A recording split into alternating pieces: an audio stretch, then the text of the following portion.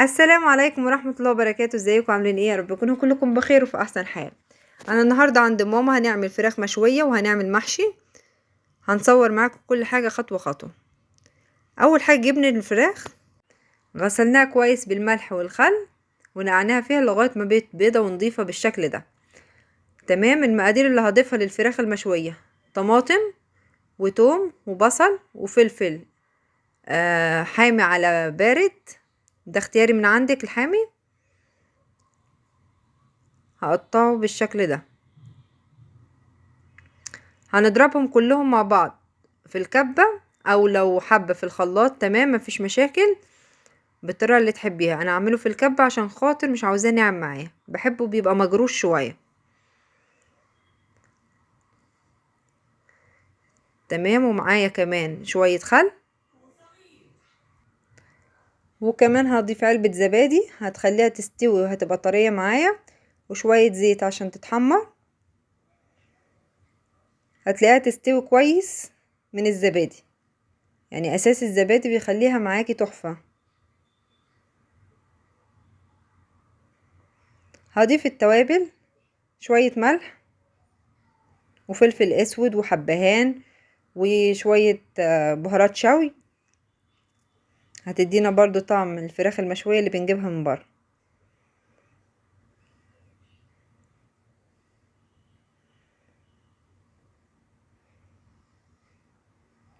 وكمان لو متوفر عندك هريسة هنضيف معلقة او 2، برضو اختياري، دي من عندك، بس بتديكي لون احمر جميل جدا،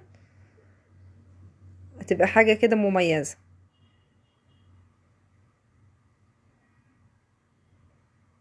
كده تمام جدا. هضربهم كويس مع بعض، مش هخليها ناعمة، هخليها مجروشة.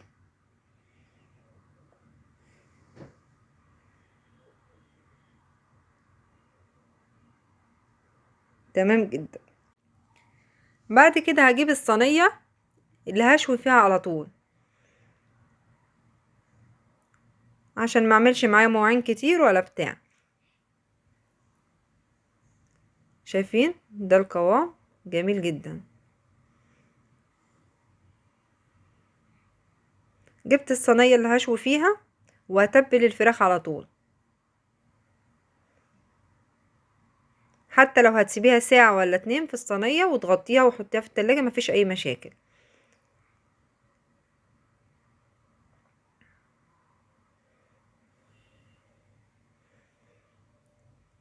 هتبلها كويس بالشكل ده من جوه ومن بره وتحت الجلد، وتقلبيها على الناحيتين بالشكل ده.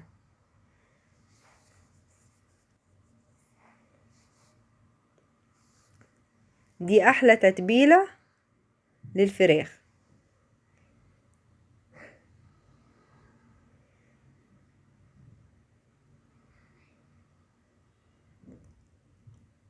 هجيب صينية كمان اوسع لنفس المكان شوية.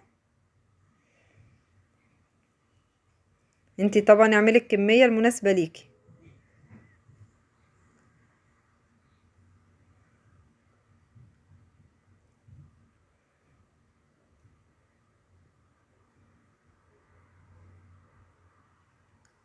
واخلص كل الكمية بنفس الطريقة.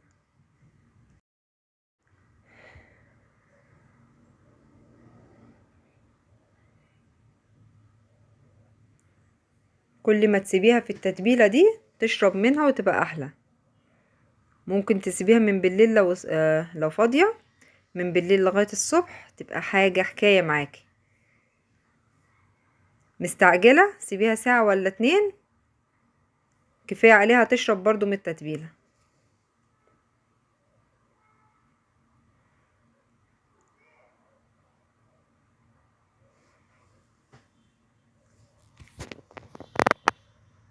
تمام. وهركنهم على جنب ونجهز حاجة المحشي. هجيب كمية من البصل وبرضو على الكب على طول، مش هخليها مفرومة ناعمة، برضو هخليها يا دوبك تتقطع صغير.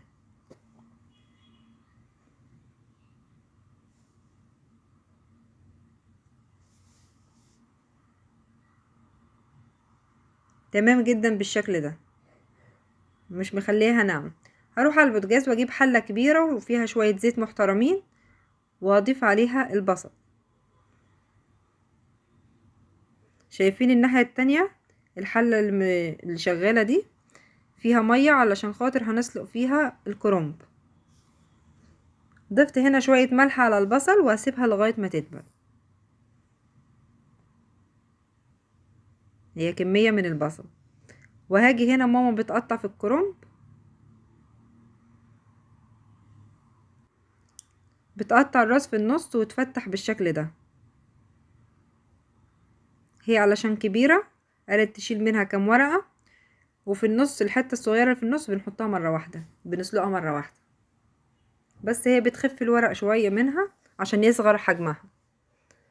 ادي الحلة المية غليت، حطت فيها شوية كمون وشوية ملح، وهتحط الورق على طول.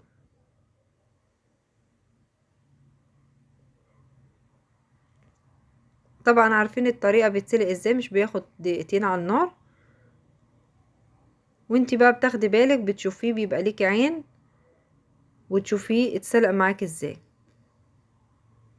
البصلة هنا دبلت، ادت لون ذهبي خفيف بالشكل ده.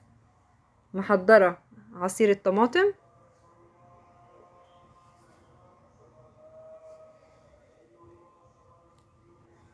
هحطها عليها واسيبها لغاية ما تتسبك. هي الطماطم كانت متسبكة، كنا حاطينها في الفريزر، بس هنسيبها تاخد غلوة برضو مع البصل، بتبقى مسكرة معاكي اكتر.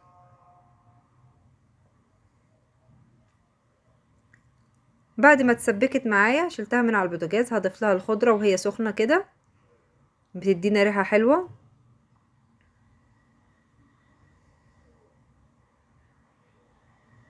كمان هضيف الرز، وطبعا مش هقولك الكمية هتعملها قد ايه، على حسب ما انتي ما تحبي، يعني الكمية دي تعملي الكمية المناسبة ليكي انتي.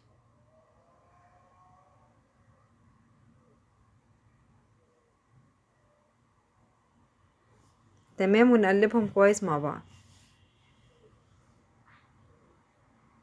لسه هضيف كمان التوابل، البهارات بتاعتها لسه هضيفها لها.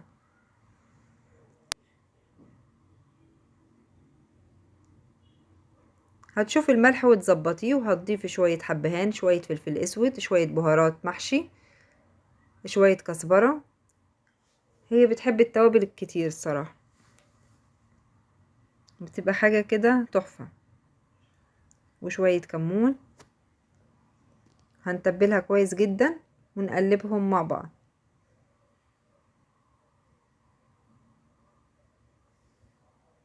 وكده خلطة المحشي جاهزة معانا، والكرنب اتسلق واتقطع وما اخدش معانا وقت، كل حاجة كده سريع سريع.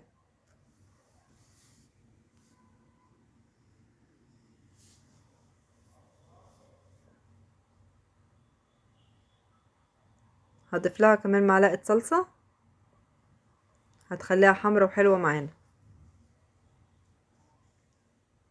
وكمان هريسة.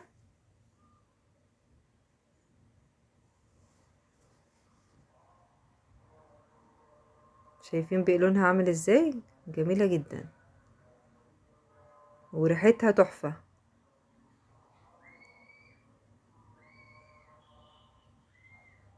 ان شاء الله تبقى معاكي مظبوطة جدا.